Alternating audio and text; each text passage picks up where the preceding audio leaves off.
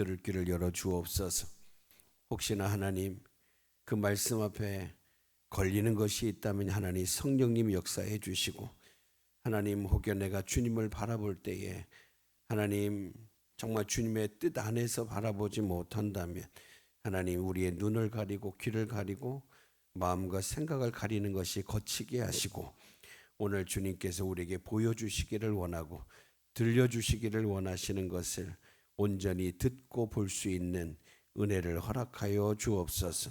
이 시간도 하나님께서 저희들에게 귀한 은혜 주시기를 원하옵고 예수님 이름으로 기도하옵나이다. 아멘. 우리는 지난 시간에 하늘 보좌를 봤습니다. 근데 거기에서 두루마리가 있는데 아무도 열자가 없다고 그랬어요. 열자를 찾지 못해서, 그래서 사도 요한이 통곡을 했다고 그래요. 누가 열어주겠냐, 이대로 끝나는가 싶어서 그러고 있는데, 근데 그 두루마리를 죽임을 당하셨다가 살아나신 어린 양이 취하셨고, 하늘의 모든 존재가 그 앞에 엎드려 경배하고 그리고 찬양하는 걸 볼 수 있습니다. 뭐라고 찬양합니까?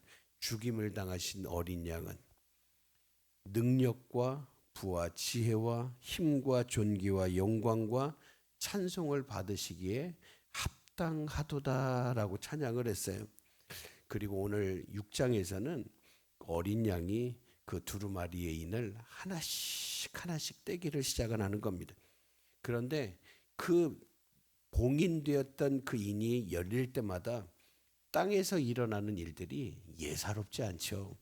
여러분, 말들이 막 달려나오고 막 전쟁이 일어나고 막 기근이 찾아오고 막 죽음이 뒤따르는, 그러니까 여러분, 하늘의 제단 아래서는 억울하게 죽은 영혼들이 부르짖고 마침내 6번째 인이 열리니까 온 우주가 흔들리면서 세상에 가장 강하다고 하는 사람들이 바위 틈으로 도망가는 일들이 발생을 하게 되는데, 이것이 오늘 우리가 살고 있는 세상의 민낯이에요. 어쩌면 부유함으로 가려져 있고 권세와 능력과 세상의 모든 걸 가려져 있던 것이 다 벗겨지고 원래 그 모습이 그대로 드러나게 되는 것이죠. 여러분, 오늘 우리가 사는 세상은 전쟁이 그치지 않습니다. 역사 속에서 전쟁이 그친 적은 없어요. 굶주림이 사라지지 않고 억울한 죽음이 계속되죠. 여러분, 믿음을 지키다가 고난받는 사람들이 있습니다. 근데 오늘 요한계시록 6장은 바로 이러한 우리 삶 속에 있는 현실을 정직하게 응시를 하고 있어요. 그러면서 동시에 이 모든 것 위에 서 계신 그 분을 가리키고 있는 겁니다. 여러분, 성경은 표적이라고 하겠어요. 성경은 누군가를 보게 하죠. 하나님께서 우리에게 행하시는 일을 향해 보게 하는 거예요. 그래서 그냥 성경에 보면 그냥 그 기적만 보는 사람이 있고, 기적을 통해 하나님을 보는 사람이 있고, 기적을 통해 예수를 만나는 사람이 있고, 기적을 통해 새로운 삶을 찾는 사람이 있는데, 어떤 사람은 그냥 그 기적만 보고 그냥 그 기적으로만 끝나는 사람들이 있더라고 하는 거예요. 그래서 주님이 탄식하죠. 저들이 표적을 보지 못한다. 그래서 뭐라고 하죠? 보기는 보아도 보지 못하고 듣기는 들어도 듣지 못하고. 그게 뭐예요? 그게 심판이에요. 오늘 보는데 글자밖에 안 보여. 그냥 내가 생각하는 것만밖에 안 보여. 그 속에 담긴 하나님 마음이 안 보여. 거기에서 하나님이 이끌어 주시고 가리키는 방향이 안 보여. 그러니까 보기는 보아도 진짜 하나님이 보여주시려고 하는 게 안 보이고, 듣기는 듣는데 그게 들리지 않아서 그냥 지식으로만 끝나버리는 게 되는 거죠. 오늘 본문을 6장 말씀을 관통하는 한 가지 질문이 있어요. 뭘까요? 이 혼란한 역사 속에서 우리가 누구를 바라봐야 되는가? 누가 그 앞에 설 수 있는가? 이 질문으로 하나로 응축이 되는 걸 볼 수 있죠. 오늘 우리가 6장 전체를 한번 살펴보면 첫째 1절에서 8절에 보면 여러분 막 4가지의 아주 다양한 말들이 나오는데, 근데 말들이 달리기 전에 누가부터 나오시죠? 어린 양이 먼저 여시더라는 거예요. 어린 양. 오늘 본문의 말씀은 단순한 한 문장으로 시작을 합니다. 뭐라고 하죠? 어린 양이 7인 중에 하나를 떼시는데, 여기부터 시작을 해요. 어린 양이 인을 떼기를 시작하신다. 거기부터 시작을 해요. 이 한 문장이 요한계시록 6장을 떠받치고 있는 기둥과 같아요. 여러분, 고대 세계에서 어떤 두루마리의 봉인을 뗄 수 있는 사람은 그 내용에 대한 정당한 권위를 가진 사람만 뗄 수 있었어요. 아무나 떼는 게 아니에요. 그냥 아무나 가지고 후딱 떼는 게 아니라 그 내용을 감당할 수 있는, 그 내용에 대한 정당한 권위를 가진 사람만이 인을 떼는 거예요. 그게 왕의 칙령이든 그게 유언장이든 그 봉인된 것은 합당한 권위자만이 열 수 있는 거예요.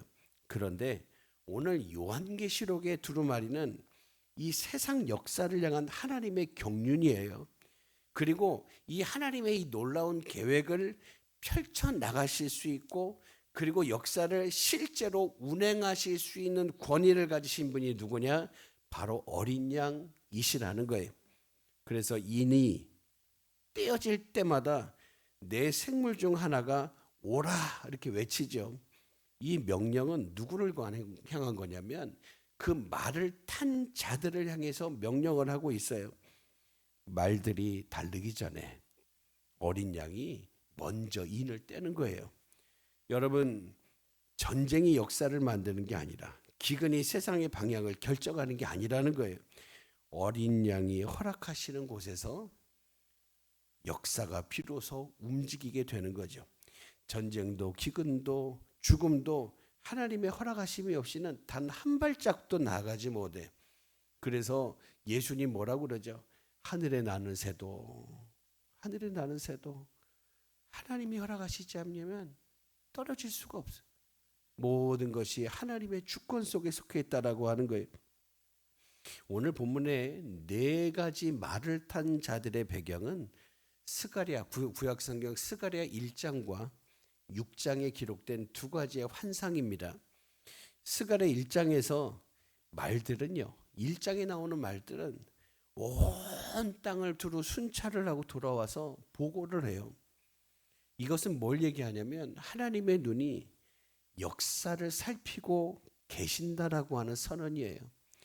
오늘 약속의 땅 가나안에도 새초부터 새말까지 하나님이 두루 살피시고 보호하신다고 하셨는데, 오늘 이 스가랴 1장에서도 그걸 얘기하고 있죠. 그리고 스가랴 6장에서는 각각의 다른 색깔의 말들이 끄는 병거들이 사방으로 파송이 돼서 나가요. 이건 뭘 얘기하냐면 하나님의 손이 역사를 향해 계속 움직이고 계신다라고 하는 선언이에요.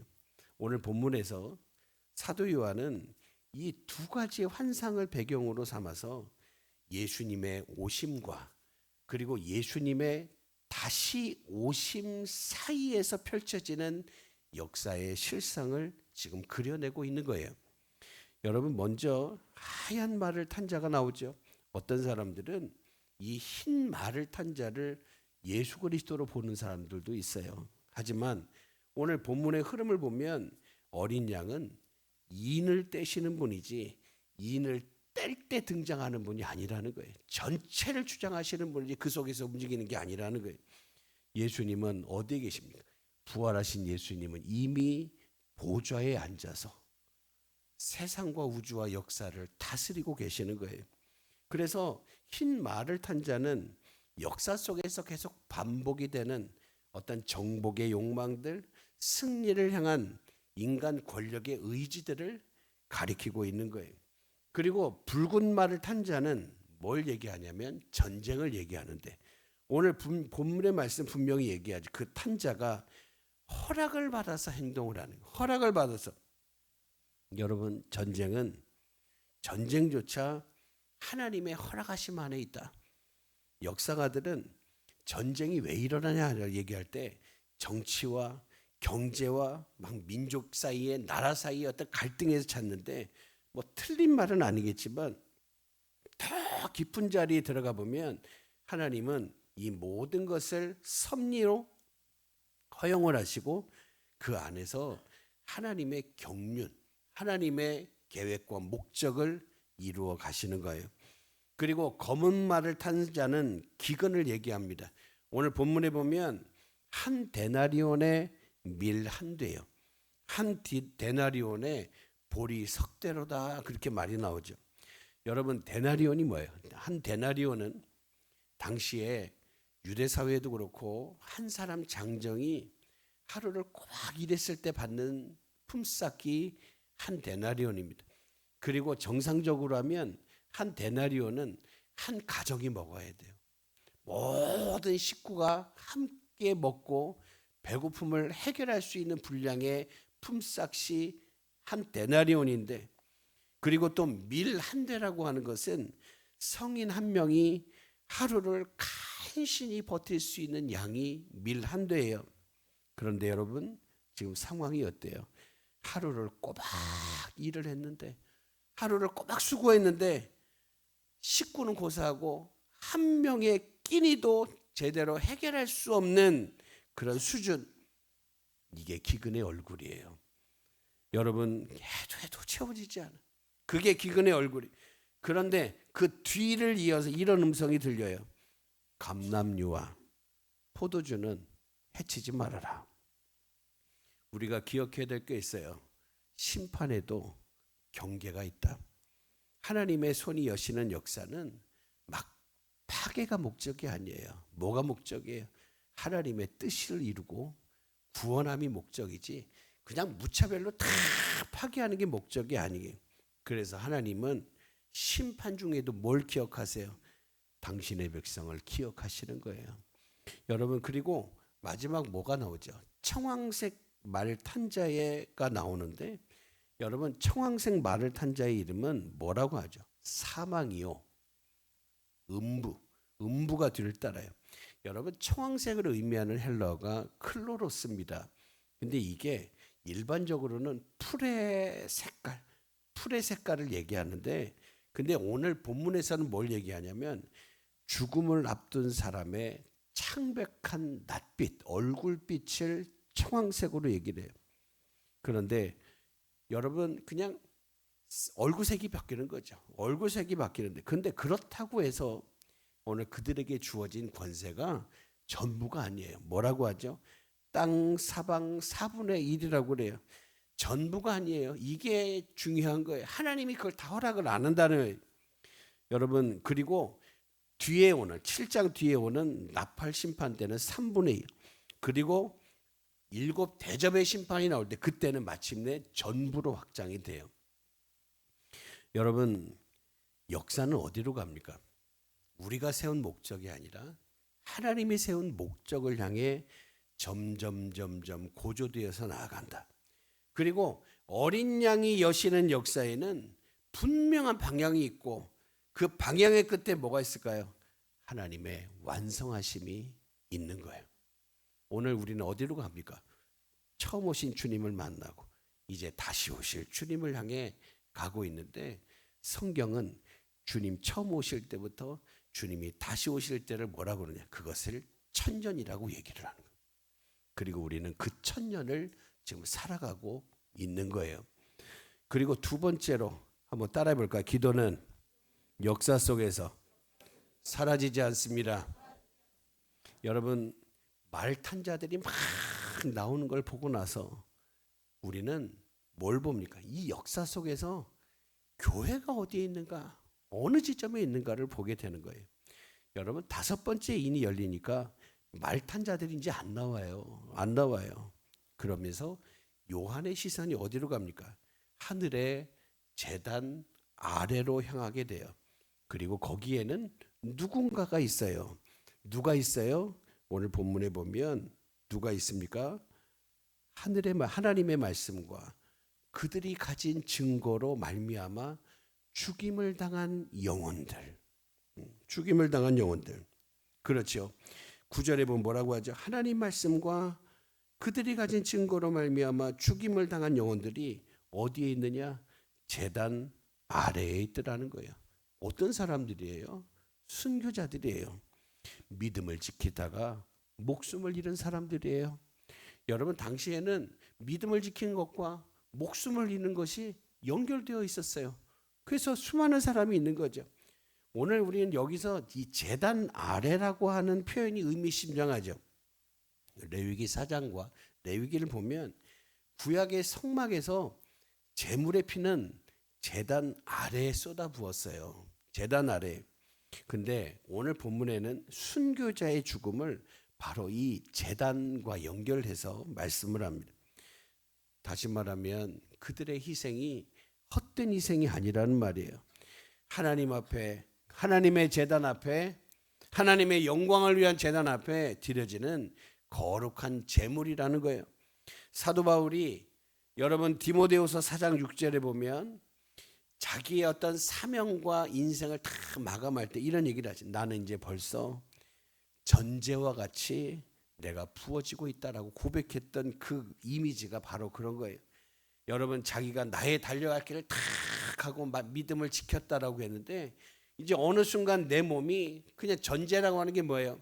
하나님께 드리는 제사를 때 마지막으로 붓는 건데 그게 이제 내가 그 마지막으로 부어지고 있다고 하는 고백을 하고 있죠. 그랬더니 그들이 큰 소리로, 여러분 제단 안에 있던 자들이 큰 소리로 부르짖어요. 뭐라고 합니까? 거룩하고 참되신 대주제여, 땅에 거하는 자들을 심판하여 우리 피를 갚아주지 아니하시거늘 어느 때까지 그렇게 하시겠습니까? 여러분 문득 들으면 언제 좀 우리 원수를 갚아주겠습니까? 내가 믿음을 지키겠다고 했는데 죽임을 당했는데 언제 원수를 갚아주겠냐? 근데 여러분 이거를 이렇게 단순한 복수의 기도로 오해해서는 안 되는 거예요. 이것은 하나님의 공의로우심을 향한 믿음의 기도예요. 신뢰의 기도예요. 오늘 이들은 자기의 원수를 자기들이 직접 갚으려고 하지 않아요. 오직 누구에게? 거룩하고 참되신 하나님께 이 모든 일을 맡기는 거예요. 맡기는 거예요. 여기서 거룩하고 참되신 대주제라는 말이 나오는데 이 대주제라고 하는 말이 헬라어로 데스포테스라고 하는 헬라어입니다. 근데 이게 보면 이 주인에 대한, 그러니까 종에 대한 주인의 절대 권위를 의미하는 거예요. 그러니까 종에 대한 주인의 절대 권위. 그래서 지금 순교자들이 예수님 앞에, 하나님 앞에 그렇게 호칭을 하고 있는 것은 지금 자기들을 죽인 세력들이 여전히 교회를 핍박하고 여전히 박해하고 있는데 그런 세상 앞에서도 하나님을 절대 주권자로 부르고 있는 거예요.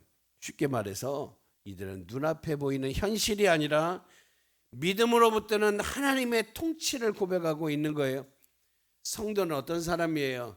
눈앞에 있는 현실이 아니라 오늘 우리의 삶의 주인이신 그 하나님의 통치를 믿음으로 고백하는 사람들, 그게 바로 성도의 존재예요. 그리고 이것이 고난 중에서 드리는 기도의 본질이죠. 그랬더니 오늘 11절 이하에 보면 하나님께서 이들의 기도에 응답을 하시는데 뭐라고 하시? 11절에 보면 각 영혼에게, 각각의 영혼에게 뭐를 입혀주시죠? 흰 두루마기를 주셔요. 여러분 흰 두루마기, 하얀색 흰 두루마기는 승리를 얘기하고, 오늘 제가 하얀 가운과 함께 스토를 하얀색을 하지 않습니까? 이건 뭘 얘기해요? 승리를 얘기하고 더불어 의로움을 상징을 하고 있는 거예요. 예수님이 십자가에서 승리를 하시고 부활하심으로 인해 우리에게 죄의 옷은 벗기시고 의의 옷을 입혀주시는 그런 은혜, 이걸 얘기하고 있는, 오늘 그들의 죽음, 순교자들의 죽음은 패배가 아니라 이미 하나님 앞에서 뭐라고요? 승리로 선언이 되는 거예요. 그리고 말씀을 합니다. 아직 잠시 동안 쉬어라. 너희 동무 종들과 형제들도 그 수가 차기까지 쉬라 그래요. 여러분 이게 거절일까요? 아니요, 거절이 아니지. 오히려 하나님의 구원의 계획에는 아직 부르심을 받아야 될 사람들이 남아 있어서, 아직 증언해야 될 이야기가 남아 있어서 그때까지 쉬라는 거예요. 여러분 심판은 반드시 오는데 언제 오느냐? 하나님의 때에 온다. 우리가 서두른다고 오는 게 아니라 우리가 생각한다고 하는 게 하나님의 때에, 하나님이 적절한 때에 그게 온다는 말씀이에요. 여러분, 하나님은 순교자들을 잊지 않아요. 그래서 그들의 피가 제단 아래 고스란히 남아있어요. 세상이 기억하지 못해도, 아니 역사가 그 이름을 왜곡하고 지워버린다 해도 하나님의 제단 아래에는 그 한 사람 한 사람이 있다는 거예요. 여러분, 그런데 마찬가지로 오늘 우리의 기도도 마찬가지예요. 오늘 우리의 삶에는 오래 기다려온 기도도 있을 거예요. 응답이 없어 보이는 기도도 있을 거예요. 눈물을 흘리면서 드린 기도도 있을 거예요. 그런데 오늘 본문에 보면 이게 어디에 있다고요? 제단 아래 쌓여 있다. 여러분, 기도는 역사 속에 사라지지 않아요. 하나님은 반드시 하나님의 때 응답을 하신다는 것을 온전히 믿으시기를 주의 이름으로 축원합니다. 그러니까 이런 이야기를 하다가 오늘 이런 얘기가 나와요. 질문이 마지막에 이래요. 그러면 그날에 누가 능히 서겠습니까? 누가 능히 서겠느냐라고 하는 질문이 나오죠. 여러분, 순교자들의 기도가 제단 아래 막 쌓이는 동안에 이제 6번째 인이 열려요. 이제 뭐가 되냐면 이제 그 기도에 대한 하나님의 응답이 시작이 되는 거예요. 근데 응답이 뭘로 연결되죠? 우주적인 격변이에요. 큰 지진이 일어나고 해가 밝아야 되는데 해가 검어지고 달빛이 핏빛이 되고 별들이 막 떨어지고 하늘이 말려 올라가고 자리를 옮기는 산과 섬들과, 여러분 이건 다 구약 선지서에 나오는 언어들이거든요. 이사야 13장에 보면 하나님은 바벨론의 심판을 선포하시면서 뭐라고 합니까? 해와 달과 별이 빛을 잃는다고 그랬어요. 요엘서 2장에는 주의 날이 가까이 오면 해가 어두워지고 달이 핏빛이 된다고 선포를 하고 있어요. 여러분, 이건 그냥 문자적으로 하는 사건이 아니라 세상 전체의 권세의 총체적인 붕괴, 마치 바벨탑이 무너지듯이 인간이 쌓아올린 모든 질서의 해체를 얘기하죠. 그래서 우리가 계시록 21장에 보면 뭐가 나오죠? 새 하늘과 새 땅, 옛 땅과 다 지나가 버리고 새 하늘과 새 땅이 나오게 되는 거예요. 그런데 이 장면에서 놀라운 일이 일어나요. 여러분 15절에 보시면 이렇게 말씀, 땅의 임금들과 왕족들과 장군들과 부자들, 그러니까 여러분 이거는 세상에서 그래도 좀 있다, 힘 좀 있고 뭐 좀 가졌고 강하다, 이런 사람들이 어디로 가냐면 굴과 바위 틈으로 숨으면서 외쳐요. 뭐라고 하죠? 보좌에 앉으신 이 얼굴에서와 그 어린 양의 진노에서 우리를 가려달라. 여러분, 이 일이 있기 전에 이 사람들이 무서운 게 있었겠어요? 이 사람들이 두려운 게 있었겠어요? 세상이 다 자기 손아귀에 있는 것처럼 큰 소리를 빵빵 치면서 살았던 사람들인데 오늘 어린 양의 인이 떼고 하나님의 때가 점점 가까울 때에 그들은 숨을 수밖에 없는 거예요. 그러면 세상에서 제일 강한 자들이 제일 두려워하는 분이 누구예요? 그게 바로 어린 양이라는 말이에요. 어린 양. 사랑하는 여러분, 이 역설이죠. 역설. 세상의 모습과 전혀 다른 판도, 질서가 다른 이 역설이 요한계시록의 심장이에요. 세상은 어린 양으로 표현되는 예수 그리스도를 약하다고 봤고요, 십자가에서 처형을 당한 죄수라고 봤어요. 근데 마지막 날 세상의 모든 권세가 그 어린 양의 진노 앞에서 숨을 곳을 찾아 도망을 가고 있죠. 역사를 열어가신 그 어린 양이 이제 뭐도 하셔요?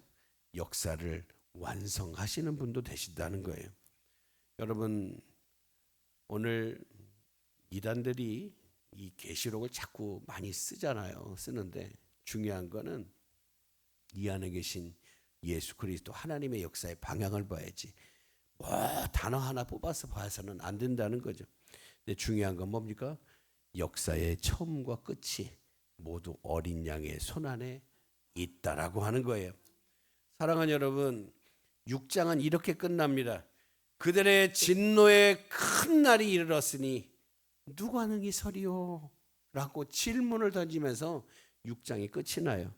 그리고 바로 다음 장인 7장에서 하나님은 누가 설 것인가를 친히 대답해 주시는데 능히 설 자가 있다. 누굴까요? 회개함으로 어린 양의 피로 씻음을 받은 자들, 어린 양의 이름으로 인침을 받은 자들, 그들이 그 앞에 서게 된다라고 얘기를 해요. 사랑하는 여러분, 6장의 마지막 질문은 7장의 첫 번째 복음으로 이어지게 되죠. 여러분, 오늘 우리는 본문에서 세 가지의 장면을 봤습니다. 뭘까요? 첫 번째 장면은 달려나오는 말들이죠. 여러분, 전쟁과 기근과 죽음이 막 역사 속을 질주를 해요. 다 삼킬 것 같이 막 질주를 해요. 그러나 그 앞에 누가 있어요? 어린 양이 계신다. 말들이 달리기 전에 어린 양이 먼저 인을 떼신다는 말씀이에요. 이는 그들의 주가 아니라 어린 양 대신 예수 그리스도가 주가 되신다는 사실이죠. 두 번째 장면은 뭐예요? 제단 아래에 드리는 기도예요. 세상은 순교자들을 지웠다고 생각을 할 거예요. 별것 아니라고 생각했을 거예요. 근데 오늘 본문에 보니 하나님의 제단 아래 그들의 기도가 살아있고 그들이 헌신이 살아있더라는 거예요. 무슨 말씀이에요? 하나님은 잊지 않으셨고 반드시 응답하신다 말씀을. 세 번째 장면은 뭐예요? 오늘 그날에 마지막 날에 바위 틈으로 숨는 자가 있고 그 어린 양 앞에 능히 서는 자가 있다. 여러분, 세상의 강한 자들이 하나님을 두려워하지 않고 하나님 앞에 거리낌 없이 자기 뜻대로 하던 그 강한 자들이 제일 두려워하는 게 뭐냐? 어린 양의 진노라고 하는 것을 그날 비로소 알게 돼요. 그러면서 이렇게 말하죠. 누가 능히 서겠느냐? 누가 능히 서겠느냐? 근데 여러분, 이 질문이 오늘 우리에게도 주어지는 거예요. 사랑하는 여러분, 그날 마지막 때에 어린 양 앞에 주님 앞에 능히 설 수 있는 사람은 세상에서 강한 사람이 아닙니다.